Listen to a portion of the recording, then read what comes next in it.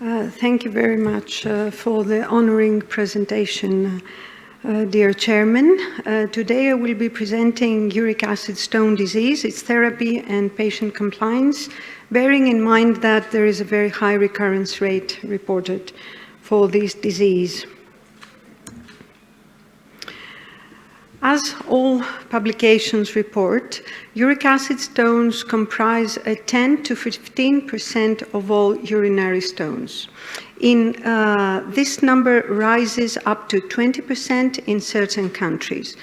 And what is generally known and recently debated by Dr. Trinchieri is that obesity, hyperglycemia, type 2 diabetes, metabolic syndrome, and high blood pressure are frequently associated with uric acid stones. The estimated prevalence rate of uric acid stones, starting from the bottom of the slide, is less than 0.5 in Tunisia, China, Korea, Japan, Caribbean, and South Africa in the Black population, and northern India. It appears to rise to 0.5 to 0.75 in Turkey, Israel, Italy, India, southern India, Spain, Taiwan, and Germany, and Brazil. And the highest estimated prevalence is 0.75% in Thailand, Pakistan, Saudi Arabia, South Africa, the white population, United States, and Australia. So clearly, this prevalence differences are due to not only genetic, but also dietary and climate-based factors. Uric acid stone disease is not a disease of the young. It's a disease of the mature. I don't like saying old. And it is the disease that brings women and men at almost the same point, the same number. I don't need to say these things to urologists because you all know that uric acid stones are red-orange, often appear as sand, as gravel, and they're not radio-opaque. They're radiolucent, not obvious, not visible in plain radiographies. Why do they form? And we need to keep in mind that these three conditions should be in this exact order. So it's first low urine pH, lower than 6, then it's low urine volume, and then it's hyperuricosuria. So generally speaking, it's high saturation of uric acid that is a prerequisite for the formation of uric acid stone. This is chemistry and the explanation of why low urine pH forms uric acid stones. It has to do with the dissociation constant.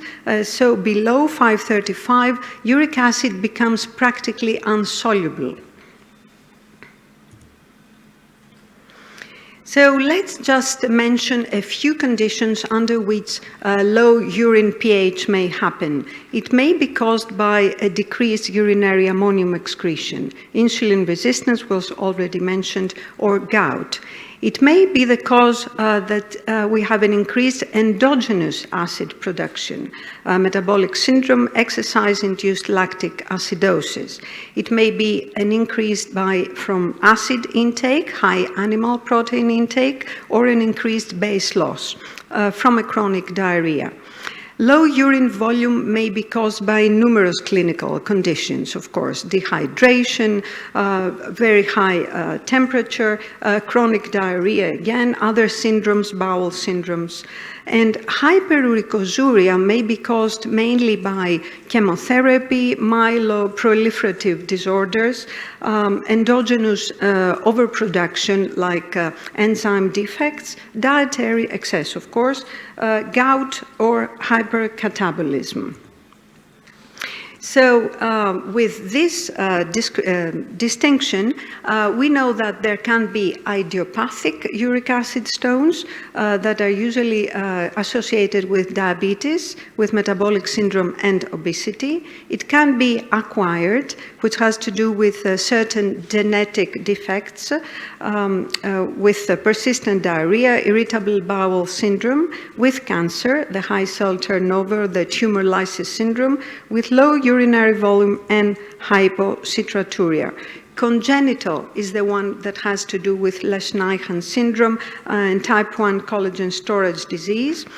Medications like certain drugs such as probenecid, we used to use it for high uric acid, and uricosuric drugs like indomethacin and losartan, and low doses of salicylic acid that many patients or many of us even take, they can cause uric acid stones. And of course, dietary factors, the high purine intake. It has been clearly stated, and in previous talks, that type 2 diabetes increases the risk of uric acid stones. It goes in terms of pathophysiology, it goes through insulin resistance and reduced ammoniogenesis in the urine. So a low urine pH is the main factor for which type 2 diabetes patients have uric acid stones.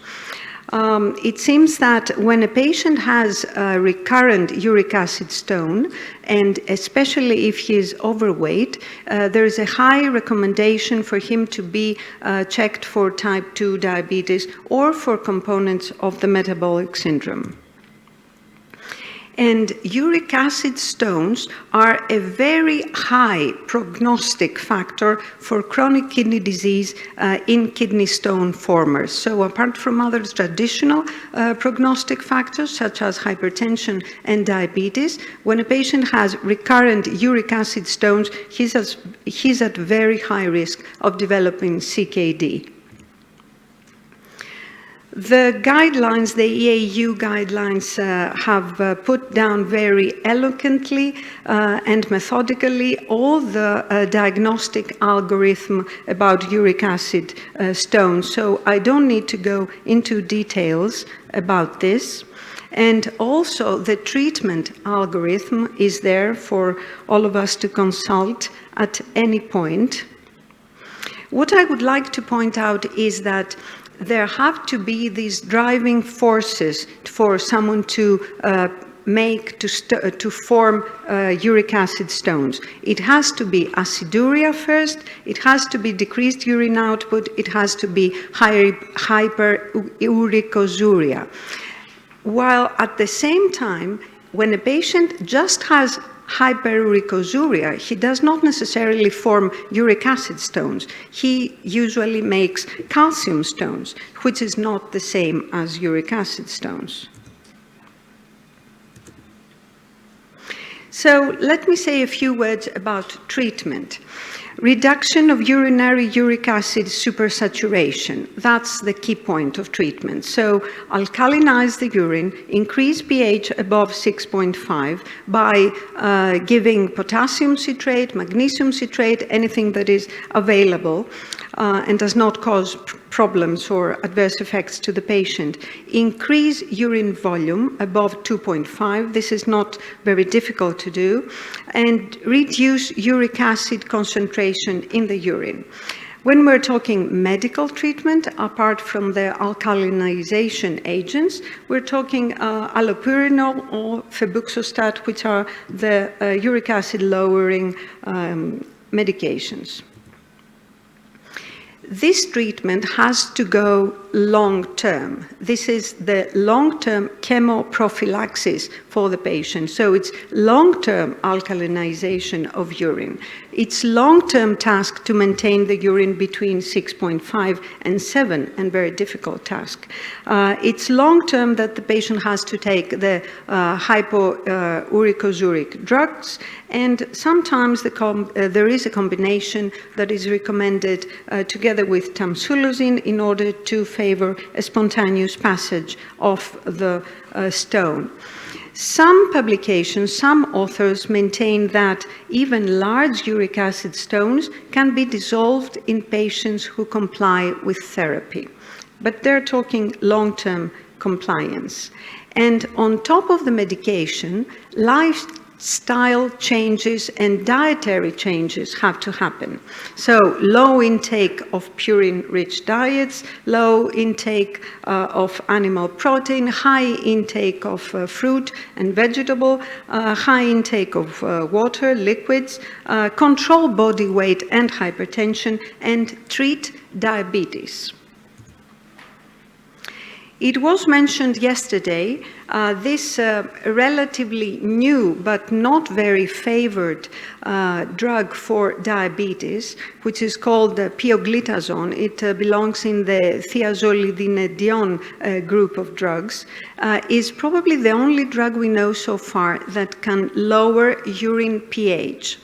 It's not a very favored drug by diabetologists, but it appears that it can advance ammoniogenesis and ammonium excretion, and it can make the pH in the urine go up. And this is clearly shown here.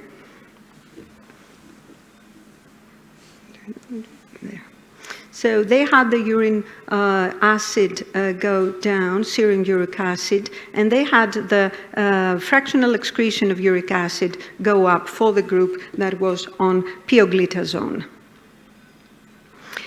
Is medical management effective in the case of uric acid stones? There are only small studies, small observational studies, older studies, showing that yes, it can be effective, but then there are no randomized control trials. And part of the management, but I'm not the best person to discuss this, is the surgical treatment. So it's a shockwave lithotripsy, it's a stone laser fragmentation by ureteroscopy, it's percutaneous nephrolithotomy. But what is also accepted, generally accepted, is that all uric acid stone formers are at high risk of recurrence. In the literature, the number is that at 10 years, there is a risk of symptomatic recurrence higher than 53%. So it's a very high number of recurrence. And in a recent study, looking at the risk factors for kidney stones disease recurrence, uric acid stones had one of the highest numbers, one of the highest prognostic factors for recurrence. But when we are talking recurrence, there is always a debate. It's not really clear what we're talking about. Some people, when they are saying recurrence, they're referring to symptomatic recurrence. And symptomatic recurrence means others define it as having a renal colic, others define it as having a hematuria or going to the doctor with a symptom. Others, when they are talking about recurrence, they are saying it's the radiographic recurrence. So it means that they're having the ultrasound, they see the growth of the stone, or there is no symptom there. But the only thing we can be sure of is that asymptomatic recurrence can be a prognostic value for symptomatic recurrence. So that's the only thing we can be certain of.